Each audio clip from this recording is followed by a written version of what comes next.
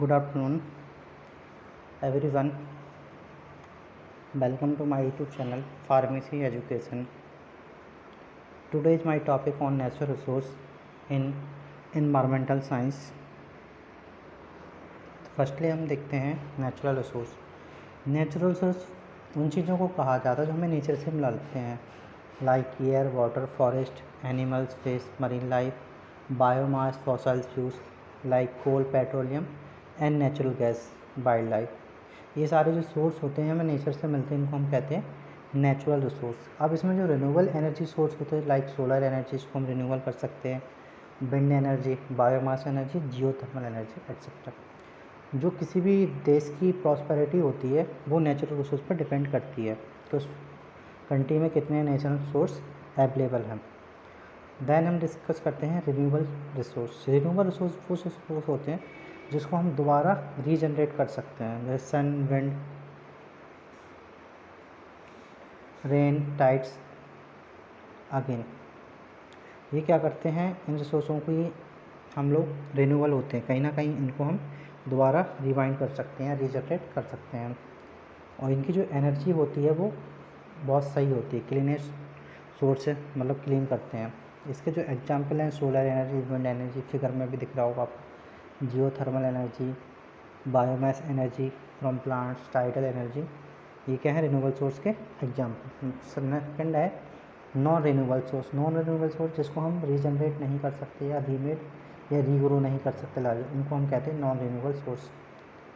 ठीक है, ये इन्वायरमेंटल फ्रेंडली नहीं होते हैं और ये क्या करते हैं, सीरियस इफेक्ट ह्यूमन बॉडी पे करते हैं। Non renewable source like fossil fuel, natural gas, coal, oil वगैरह, पेट्रोल, डीजल, ये सारे क्या होते हैं नॉट। पहला है हमारा इसमें फॉरेस्ट रिसोर्स। जो साइंटिस्ट हैं बताते हैं कि इंडिया में 33% लैंड फॉरेस्ट के अंडर में है, लेकिन प्रेजेंट टाइम में सिर्फ 12% ही फॉरेस्ट के अंडर में है। और इसको क्या करना चाहिए, हमें प्रोटेक्ट करना चाहिए, जिससे क्या हो कि इन्वायरमेंट में ऑक्सीजन का लेवल बना रहे। अब जो फॉरेस्ट है उनके रिसोर्स के क्या क्या यूजेज हैं, they stop rain wearing winds and rainfall को, कॉस्ट को बचाता है, रेन वेयरिंग विंड्स करता है, मॉइस्चर कंटेंट एटमॉस्फेयर में बनाता है जिससे रेनफॉल होती है लोकेलिटी में।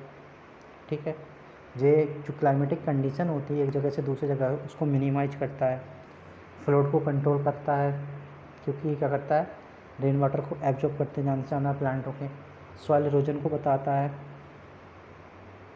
और जो प्लांट की रूट होती है वो लार्ज अमाउंट में वाटर को एब्जॉर्ब करती हैं, जिससे क्या होता है लिवर वगैरह में पानी कम होता है। अब इसके रीजन्स क्या हैं कि जो फॉरेस्ट हैं वो कम होते जा रहे हैं।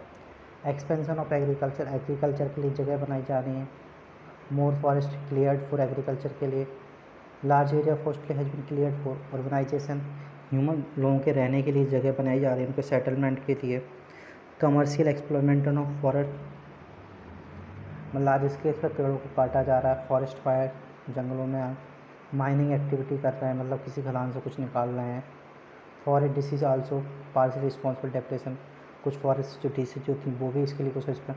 अब इसके एडवर्स इफेक्ट क्या हो सकते हैं जब हम ट्रीज को काटते हैं, it has continue to rise in temperature, temperature को बढ़ा देगा, ये प्रेसिपिटेशन कम करेगा, सॉइल इरोजन को बढ़ा देगा, बॉल जो बाढ़ वगैरह आती हैं उनकी फ्रीक्वेंसी को बढ़ा देता है, सॉइल की लैड को लॉस करता है, बायोडाइवर्सिटी को लॉस कर सकता है। बहुत सारे स्पीसी एनिमल्स हैं उनके रहने के लिए जगह नहीं होती है, इम्बैलेंस इकोसिस्टम को इम्बैलेंस करता है। कन्वर्जन ऑफ फॉरेस्ट, हाँ फॉरेस्ट को बचाना चाहिए, क्यों, regulating plant cutting of trees,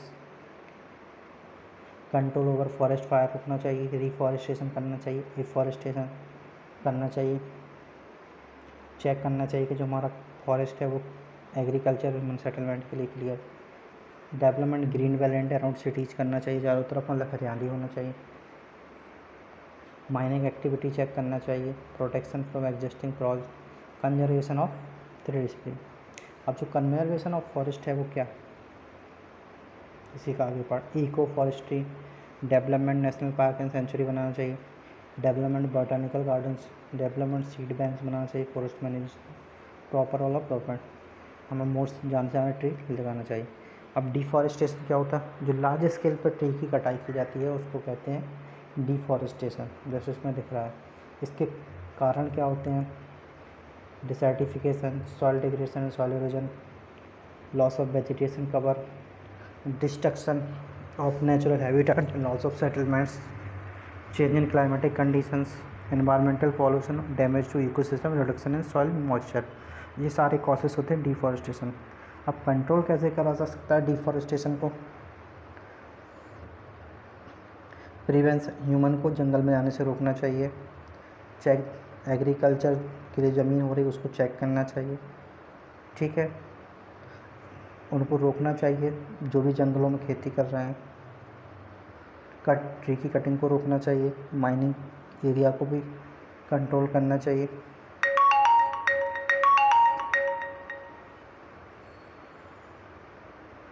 check construction large dam in forest area में, control on over grazing forest में करना चाहिए। Thank you.